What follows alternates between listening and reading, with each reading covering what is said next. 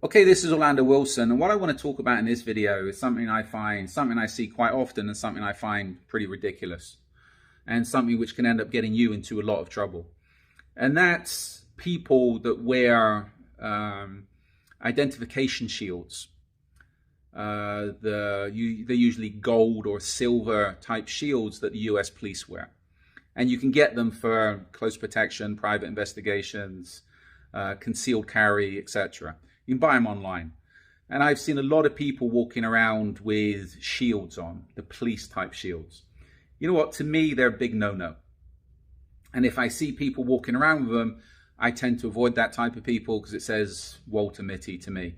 You're living in a fantasy world. You have to prove who you are. It's just complete and utter bullshit. I've had people turn up to firearms courses with concealed carry shields. And there's some associations in the US, you know what, you pay your dues and I'll send you out a shield and a little wallet you can carry a concealed weapons permit in. You know what? My question to these people all the time is, who are you going to show that to? The only time you need to identify yourself is if you're involved in only people you need to identify yourself would be to law enforcement.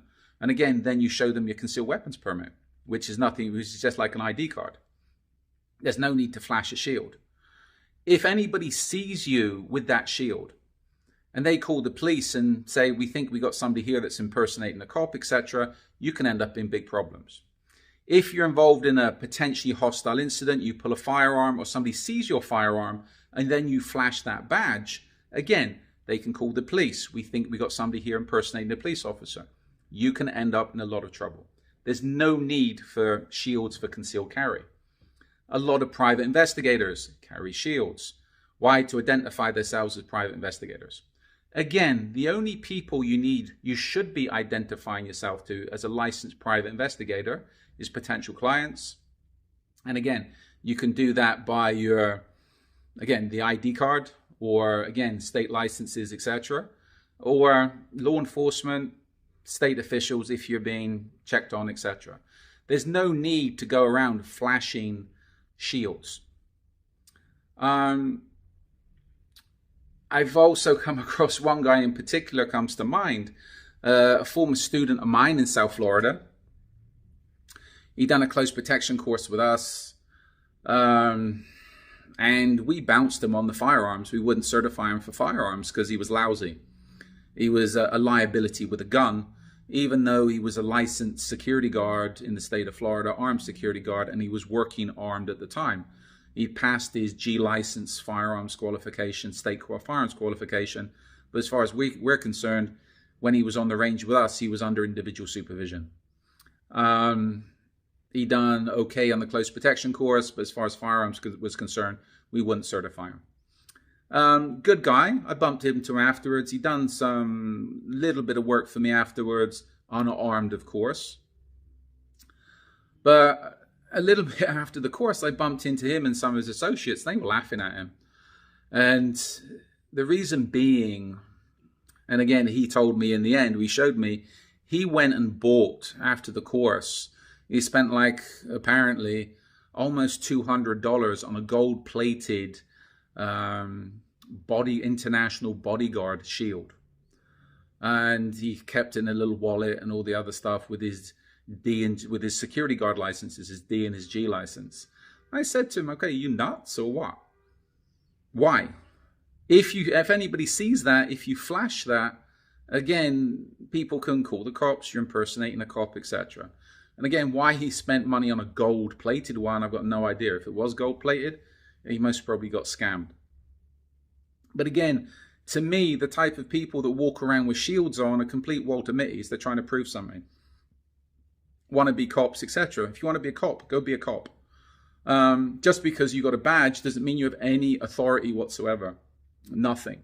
And what a lot of people don't realize, especially people that's outside of the close protection business, private investigation business, is the private investigators, security guards, close protection operators, etc., are civilians. They have no special authority.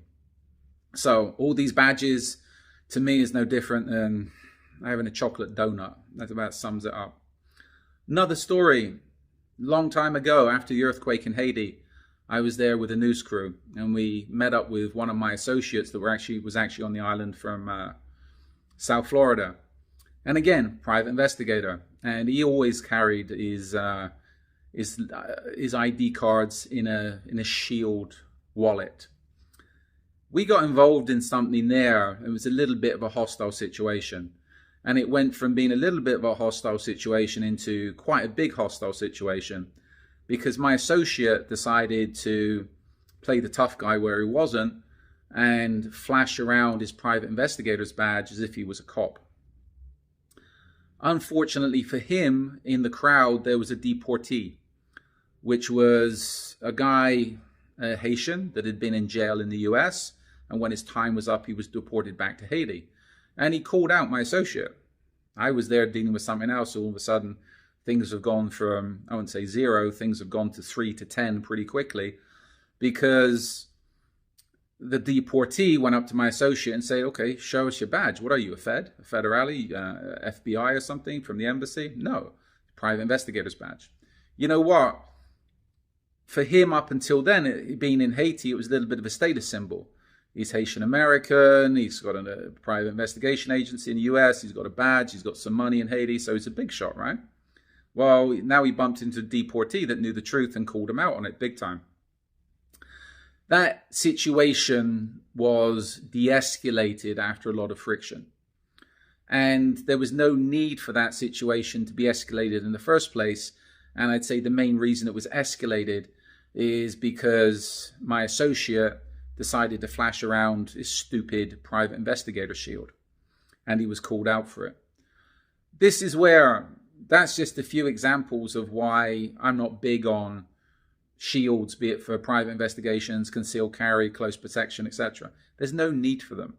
There's no need for you to have one of those to identify yourself to anybody. If you're working in private security, if you need to identify yourself, if you're working overtly, there's other ways of doing it, a lot more professional ways of doing it. And again, in most places, if you're working overt security, if you're working in a licensed business, there's strict regulations on how you do it. And generally, shields, wannabe police shields, are not the way to do it. So, for more on that, always follow, be it your state, national guidelines. Reach out and see what your licensing officials say on how you need to identify yourself if you're working overtly, because a lot of places have guidelines in place.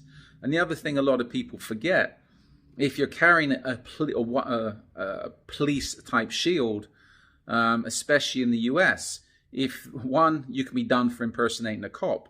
And if that shield in any way is worded or looks like any of the police department shields in your state, etc., you can be done for, again, not only impersonating a cop, but also copying their shields, etc. So again, it's something I would say always try to avoid. If I see people flashing shields around, it just stinks of Walter Mitty, wannabe, plastic cop, etc. So follow me along on social media for a lot more of these videos. We've got a ton up, and we've got a lot more going up in the near future. And also, I have an array of books up on Amazon that talks about various aspects of the security business, close protection business, travel security, kidnap and ransom, and also crime fiction. And follow us along on the blogs, because there's a load of articles up there. And in 2024, we're looking to get the courses going again. We've been laying off the courses because we're just busy. And I'm looking to sort out courses in the US in, I'd say, early to mid 2024 again, because again, we've just been too busy to deal with. So in the meantime, be good, stay safe, stay out of trouble, and stay focused and stay serious. Don't get caught up with the gimmicks and gadgets in the close protection business, security business, etc. A lot of it is complete and utter BS. People are just trying to sell you crap. And as I said, walking around with a shield on might make you look cool. You might think you look cool, but it can end up getting you into a lot of problems.